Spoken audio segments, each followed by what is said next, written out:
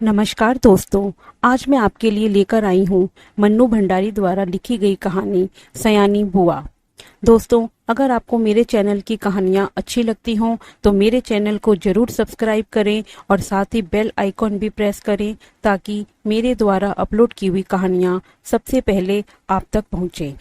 तो आइए सुनते हैं कहानी सयानी बुआ। सब पर मानो बुआ जी का व्यक्तित्व हावी है।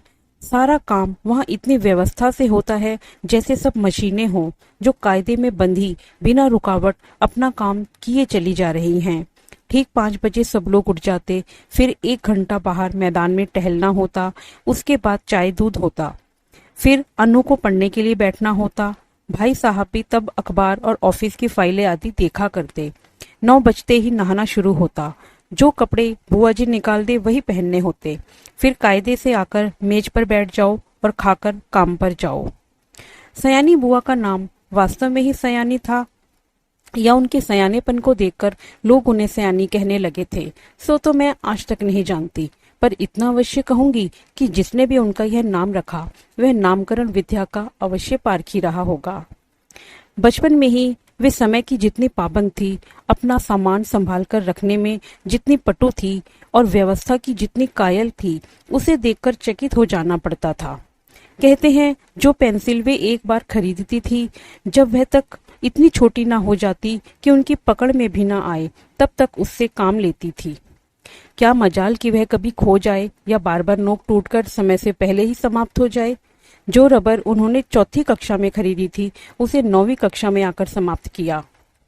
उम्र के साथ साथ उनकी आवश्यकता से अधिक चतुराई भी प्रौढ़ता धारण करती गई और फिर बुआ जी के जीवन में इतनी अधिक घुल मिल गई कि उसे अलग करके बुआ जी की कल्पना भी नहीं की जा सकती थी। उनकी एक एक बात पिताजी हम लोगों के सामने उदाहरण के रूप में रखते थे, जिसे सुनकर हम सभी खैर मनाया करते थे कि भगवान करे वे ससुराल में ही रहा करे, वरना हम जैसे अस्त व्यस्त और अव्यवस्थित जनों का तो जीना ही हराम हो जाएगा।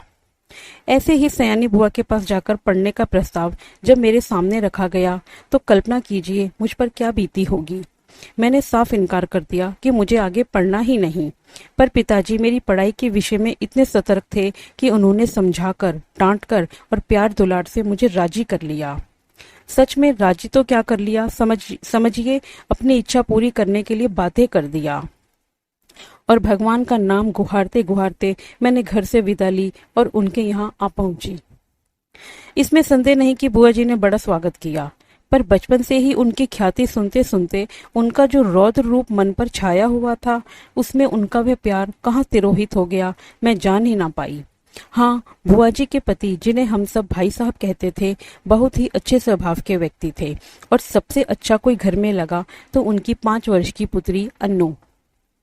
घर के इस नीरस और यंत्र चालित कार्यक्रम में अपने को फिट करने में मुझे कितना कष्ट उठाना पड़ा और कितना अपनों को काटना छांटना पड़ा, यह मेरा अंतर्यामी ही जानता है। सबसे अधिक तरस आता था अन्नू पर। वह इस नन्ही सी उम्र में ही प्रौढ़ हो गई थी। ना बच्चों का सा उल्लास, ना कोई चहचहाट, एक अज्ञात भय से वह घिरी रहती थी। घर के उस वातावरण में कुछ ही दिनों में मेरी भी सारी हंसी खुशी मारी गई। यूं बुआ जी की गृहस्थी जमे 15 वर्ष बीत चुके थे, पर उनके घर का सारा सामान देखकर लगता था मानो सब कुछ अभी कल ही खरीदा हो। गृहस्थी जमाते समय जो कांच और चीनी के बर्तन उन्होंने खरीदे थे, आज भी ज्यों के त्यों थे, जबकि रोज उनका उपयोग होता था। वे सारे बर्तन स्वयं खड़ी होकर साफ करवाती थी। क्या मजाल कोई एक चीज भी तोड़ दे। एक बार नौकर ने सुराही तोड़ दी थी। उस छोटे से छोकरे को उन्होंने इस कसूर पर बहुत पीटा था। तोड़ फोड़ से तो उन्हें सख्त नफरत थी। यह बात उनकी बर्दाश्त के बाहर थी। उन्हें बड़ा गर्व था अपनी सुव्यवस्था का। वे अक्सर भाई साहब से कहा करती थी कि यदि वे इस घर में ना आती तो ना जाने बेचारे भाई साहब का क्या हाल होता। मैं मनी मन कहा करती थी कि जो चाहे हाल होता, हम सब मिट्टी के पुतले ना होकर कम से कम इंसान तो अवश्य हुए होते। बुआ जी की अत्यधिक सतर्कता और खाने पीने के इतने कंट्रोल के बावजूद अनु को बुखार आने लगा।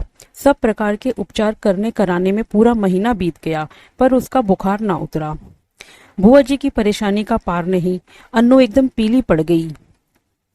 उसे देखकर मुझे लगता मानो उसके शरीर में ज्वर के कीटाणु नहीं, बुआ जी के भय के कीटाणु दौड़ रहे हैं, जो उसे ग्रसते जा रहे हैं।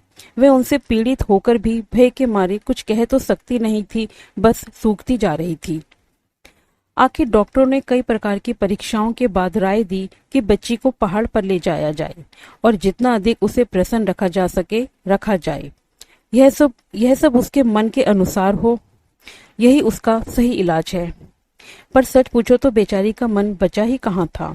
भाई साहब के सामने एक विकट समस्या थी। बुआ जी के रहते यह संभव नहीं था, क्योंकि अनजाने ही उनकी इच्छा के सामने किसी और की इच्छा चल ही नहीं सकती थी। भाई साहब ने शायद सारी बात डॉक्टर के सामने रख दी। तभी डॉक्टर ने कहा कि माँ का साथ रहना ठीक नहीं होगा। बुआ जी ने सुना तो बहुत आनाकानी की, पर डॉक्टर की राय के विरुद्ध जाने का साहस वे नहीं कर सकी, सो मन मारकर वहीं रही। जोर शोर से अन्नों के पहाड़ पर जाने की तैयारी शुरू हुई। पहले दोनों के कपड़ों की लिस्ट बनी, फिर जूतों की, मोजों की, गर्म कपड़ों की, ओढ़ने बिछाने के सामान की, बर्तनों की। हर चीज रखते समय वे भाई साहब को सख्त हिदायत कर देती थी कि एक भी चीज खोनी नहीं चाहिए। देखो, यह फ्रॉक मत खो देना, 7 रुपए मैंने इसकी सिलाई दी है। यह प्याले मत तोड़ देना, वरना 50 रुपए का सेट बिगड़ जाएगा। और हाँ, गिलास को तुम तुच्छ समझते हो, उसकी परवाह ही नहीं करोगे। पर देखो, यह 15 बरस से मेरे पास है और कहीं खरोच तक नहीं आई, तोड़ दिया तो ठीक ना होगा। प्रत्येक वस्तु की हिदायत के बाद वे अन्नू पर आईं। वह किस दिन किस समय क्या खाएंगी उसका मेनू बता दिया गया। कब कितना घूमेगी, क्या पहनेगी, सब कुछ निश्चित कर दिया। मैं सोच रही थी कि यहाँ बैठे बैठे ही बुआ जी ने इन्हें ऐसा बांध दिया कि बेचारे अपनी इच्छा के अनुसार क्या खाक करेंगे। सब कुछ कह चुकी तो जरा आदर स्वर में बोली, कुछ अपना भी ख्याल रखना, दूध फल बराबर खाते रहना। हिदायतों की इतनी लंबी सूची के बाद भी उन्हें यही कहना पड़ा। जाने तुम लोग मेरे बिना कैसे रहोगे, मेरा तो मन ही नहीं मानता। हाँ, बिना भूले रोज एक चिट्ठी जरूर डाल देना। आखिर वह क्षण भी आ पहुंचा जब भाई साहब एक नौकर और अन्नू को लेकर चले गए। बुआ जी ने अन्नू को खूब प्यार किया, रोई भी। उनका रोना मेरे लिए नई बात थी। उसी दिन पहली बार लगा कि उनकी भयंकर कठोरता में कहीं कोमलता भी छिपी है। जब तक तांगा दिखाई देता रहा वे उसे देखती रहीं।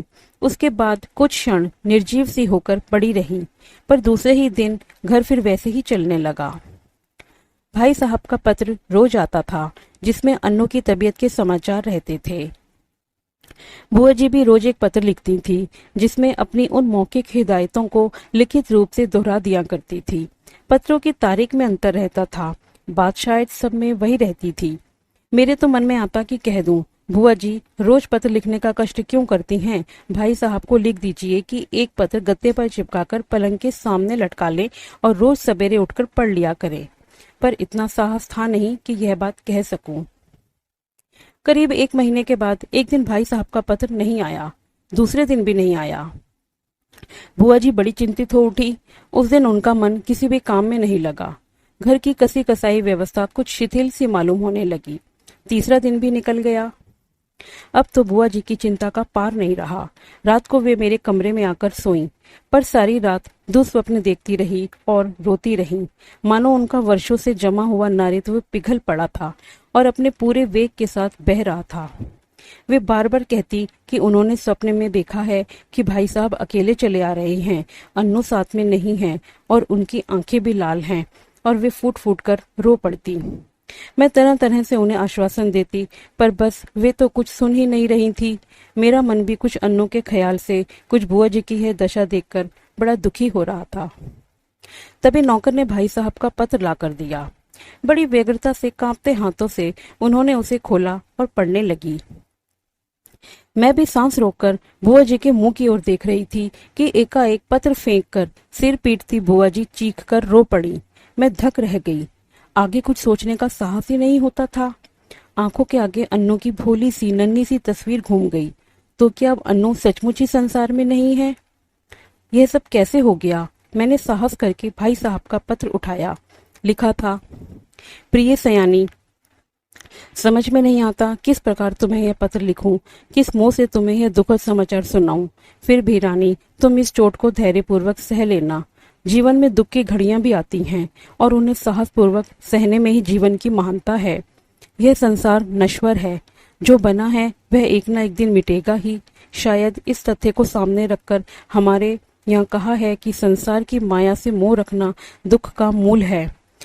तुम्हारी इतनी हिदायतों के और अपनी सारी सतर्कता के बावजूद मैं उसे नहीं बचा सका। इसे अपने दुर्भाग्य के अतिरिक्त और क्या कहूँ। यह सब कुछ मेरे ही हाथों होना था। आंसू भरी आंखों के कारण शब्दों का रूप अस्पष्ट से अस्पष्टतर होता जा रहा था और मेरे हाथ कांप रहे थे। अपने जीवन में यह पहला अवसर था जब मैं इस प्रकार किसी की मृत्यु का समाचार पढ़ रही थी।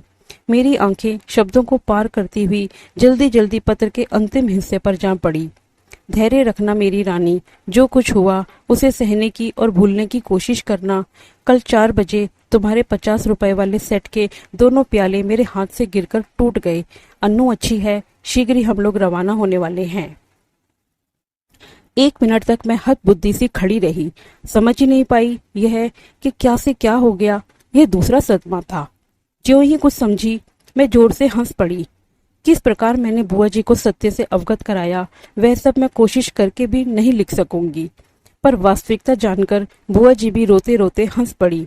5 आने की सुराही तोड़ देने पर नौकर को बुरी तरह पीटने वाली बुआ जी 50 रुपए वाले सेट के प्याले टूट जाने पर भी हंस रही थी। दिल खोलकर हंस रही थी, मानो उन्हें स्वर्ग की निधि मिल गई हो। तो दोस्तों, ये थी हमारी कहानी सयानी बुआ। आशा करती हूँ आपको ये कहानी पसंद आई होगी। इसे लाइक कीजिए, शेयर कीजिए और सब्सक्राइब कीजिए। धन्यवाद।